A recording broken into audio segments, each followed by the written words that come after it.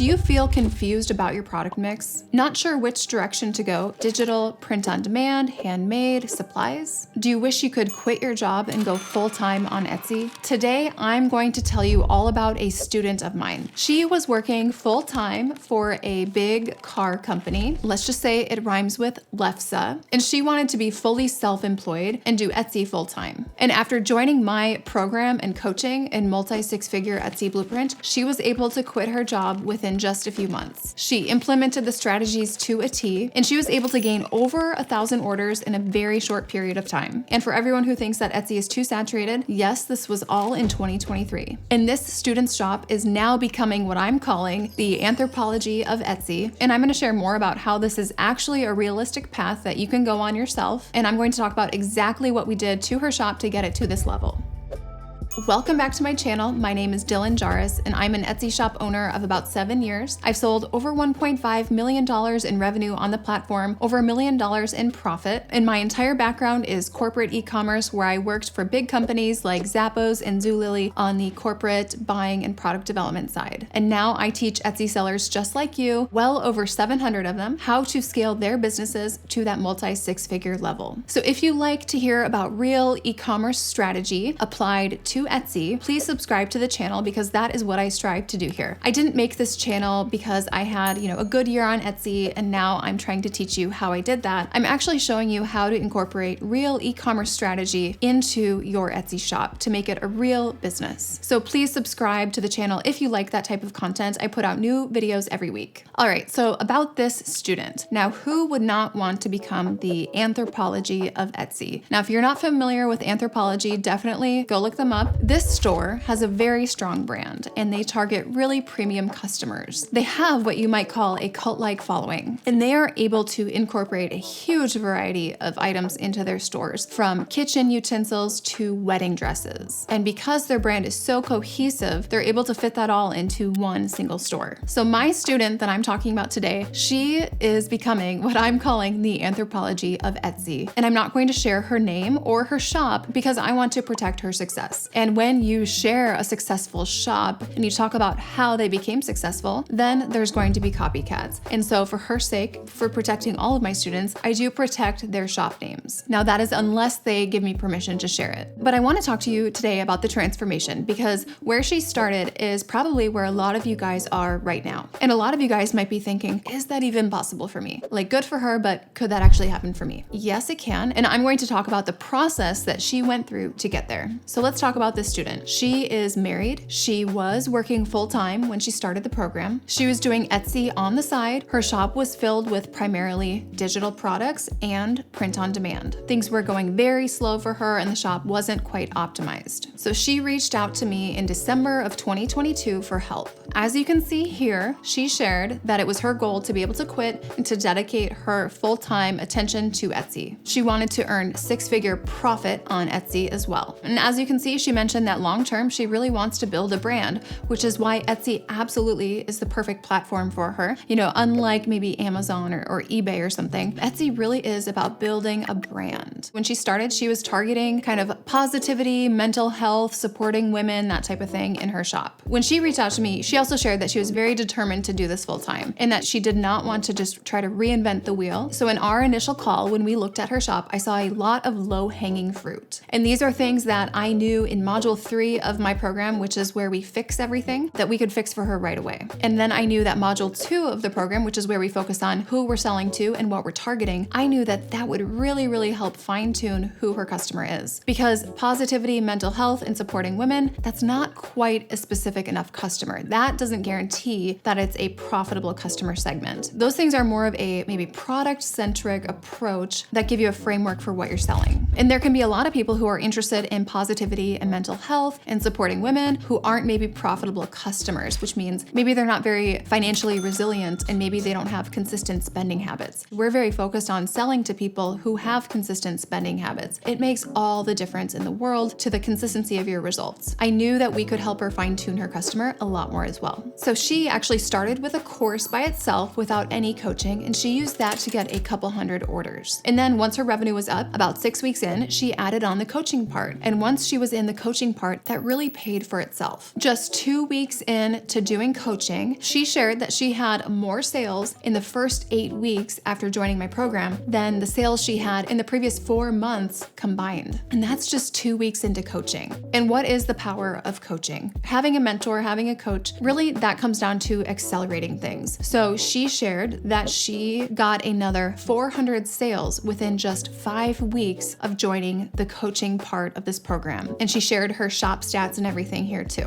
So 400 sales in 5 weeks, how does that happen? I'm gonna break this down for you. Number one, it really came down to who she was targeting. That's where I start with all of the shops that I work with. Because if you're not targeting a profitable customer who has really consistent spending habits, then the foundation is not strong. So her customer at the beginning, right? It was that kind of inspirational, self-love, kind of motivational type of a customer. People who were interested in that kind of thing. But it wasn't quite clear enough if that was going to be profitable. And it was proving that it wasn't super profitable. So she expanded beyond this. And now her shop is actually focused on very much that Anthropologie type of customer, along with a new thread of really personalized premium items that use premium materials. And these are things that she never offered before. So now she is targeting a really profitable customer, and they're willing to pay for speed, for premium quality, for customer service as well. This was a much different customer than the customer she was targeting before, not price sensitive. They're willing to pay for quality and a good experience. Instead of her sales kind of being up and down as she's trying to grow, it's a very steady climb because her customers have very consistent spending habits. The next thing she did was expanding her product mix very strategically. So she started with digital and print on demand. A lot of people ask me, can you do digital with print on demand? Can you mix in handmade? Can you mix in supplies? Like, do I need 4 separate shops? Like, how do I do this where it doesn't look like a flea market? This is what we address in my program. I show you how to combine things in a way that makes sense. The reason it makes sense is because we're customer focused, not product focused. One thing we did to help her hit her higher level income goals was to bring in some higher price point items. And these happen to be handmade, personalized items. And these have better gross margin dollars or profit, right, per order. So we're not focused on gross margin percent. We're really looking at your gross margin dollars per order. How did she know what to bring in? Part of what I teach is not chasing trends. You'll see all these YouTube videos out there, right? Find a bestseller. Use Everbee. Find a best-selling product. And then the idea is that, okay, then you're gonna have a bestseller too. That is constant chasing. And that is not the way that you wanna be running a business long-term. Plus, as a super small, brand new shop, you have no track record. How do you expect to copy a market leader with a great track record and take market share? The only way to do that is competing really aggressively on price, which is not the game we wanna play. And that's not the customer we wanna target. So my process that I teach is not going to Everbee, finding the best sellers and then copying them. So we're actually looking outside of Etsy to pick up on trends because Etsy is one of the last places to get trends. And for this student, she really looked at what phase of life her customer was in, what phase of life they're going into, so that we could serve them for a longer period of time. We really want to focus on driving up the lifetime value of your customer, especially if you are in this to really build a brand. So this student, she was not only looking for inspiration for new product ideas within Etsy, she was looking outside of Etsy, and she really has her pulse on the market with this type of customer. Her product mix before was kind of one-dimensional, right? She had some digital, she had some print-on-demand apparel and accessories, and now she started using the framework of the 7 types of products that I recommend having in your shop. So this means we have different listings for different purposes. Some of those listings, their purpose is to drive up your order number under your shop name really high, really fast, right? The loss leader idea. If you haven't watched my video about loss leaders, definitely check that out. And there's other types of products. There's 6 other types. Some of them, their purpose is to scale your revenue, but together we're scaling our order number and our revenue at the same time. So this student had about 4 of those 7 types of products missing before she joined the program. One of those was a loss leader, and 3 of the other types were things that would help her scale her average order value and her top line revenue, as well as things that would encourage repeat business. So she built out her product mix with digital, print on demand, and handmade with those 7 types of products that I recommended having. Now, in my community group where I do the coaching, I also helped her come up with product ideas. Sometimes she would give me a list of different products, like, what do you think of this? What do you think of this idea? Here's like 5 ideas. What do you think I should prioritize? And right now we have about 730 students, so I really know what works. I would help her kind of narrow down the focus a bit, especially considering the customer she's targeting and how we could serve them through phases of their life, what would feel the most cohesive within her shop. So that's something I do as well. I'll make you videos of your shop, of your listings. I'll analyze new product ideas for you and see kind of which one might be the path of least resistance, because we want to have some good bets. We can't afford to make a bunch of bad bets when you are expanding your product mix. So something that happened with her was her loss leaders took off. And when your loss leaders take off, that is going to elevate the ranking of your other listings. So that kind of instigated this whole kind of rocket ship of growth where she was scaling her order number, yes, but also her revenue at the same time. She had some great loss leaders, and she included some expensive looking items in the same photos as the loss leader to really pack value into the listing photo. So I'm not going to give too much away there, but it was genius and it really, really drove sales for her. The next thing that she did to really get her shop to take off was to have cohesive branding. She sells a wide variety of items in her shop. Digital products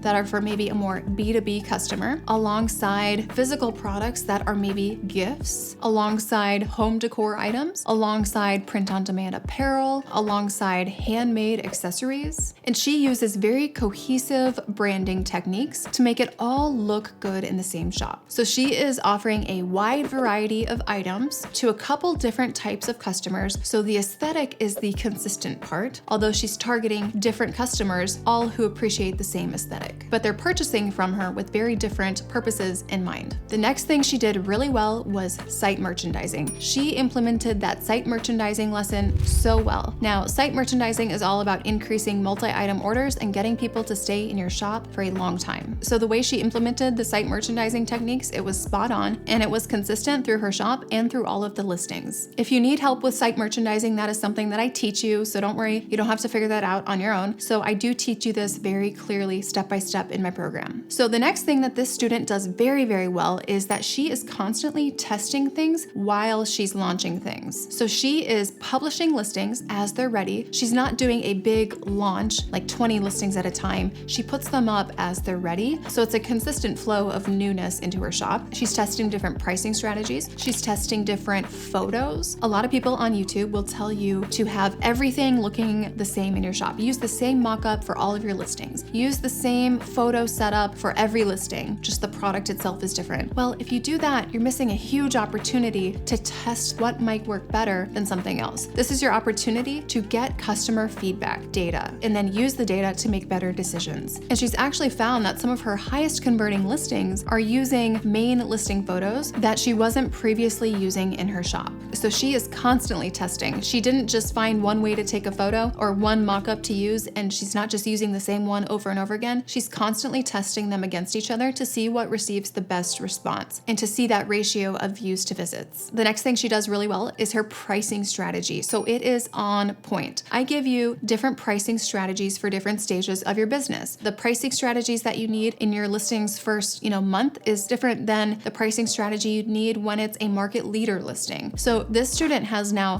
different listings that are at different stages in their life cycle. So some brand new listings, new product launches, and then some veteran listings that have been there a long time. Some of her listings are really market leaders. Some of them, she's working to make them market leaders. So she has nailed the different pricing strategies that you need for each stage of your business and each stage of a listing's life cycle. She's aggressively implementing those pricing strategies. All right, the final thing that this student does really well is something that not a lot of people are able to do. And it is that she goes all the way whenever she does something. She does the full implementation. She doesn't do anything halfway. She's also adopted what I call the strategy where you put the food in the oven before it's preheated. She's gotten really comfortable taking action, and she really adopts the idea that done is better than perfect. So we do this pretty much with all of her new listings. She publishes the listings, then she sends it to me. I do a full audit of the listing, make a video showing her exactly what I would change. If there's new SEO needed, I'll type that out for her as well. I will audit her descriptions, I'll audit her listing photos, I'll give her recommendations on maybe things to tweak with the photos as well. And then I will do some competitive analysis and take a look at how she's showing up in search results. Is she the clear winner? What is the angle to take market share? That's worked really well to get a volume of new products up. Now, she still has under 250 listings. If anyone says you need at least 1,000 listings to be successful on Etsy, absolutely not. Really depends on who you're targeting, what you're selling. Because these are all things that people actually want, she's really been cutting any fat from her shop. So we try to keep as little dead weight as possible. This student is also one of my most consistent students when it comes to implementation. She stays positive. She really is a light. She stays very positive, and she's always doing more of what's working versus getting frustrated or bogged down with what's not working. She really leans into where she sees the revenue at. She does it more, she does it better, she does it different, and she sees exponentially bigger results because of that. So if you'd like to be like this student of mine, please reach out and I will give you each step you need for each stage of your business. And if you are determined to make a change in your life, like quitting your job, like retiring your spouse, buying a vacation home, or like sending your kids to private school or something like that, and if you're ready and desperate and eager to make a change in your life, that's the type of person I like to work with, because I want to work with people who want to win. You can give a winning strategy to a lazy person and they won't see results. But if you give a winning strategy to a person who's determined to win, that's the magic combination. And I think that's why we have a few hundred testimonials. If you want to check those out, I'll leave a few video testimonials in the description right here. And then I'll also link to a couple hundred of the written testimonials that are on our website. If you want to hear more stories of my students, how we've transformed their shops to kind of,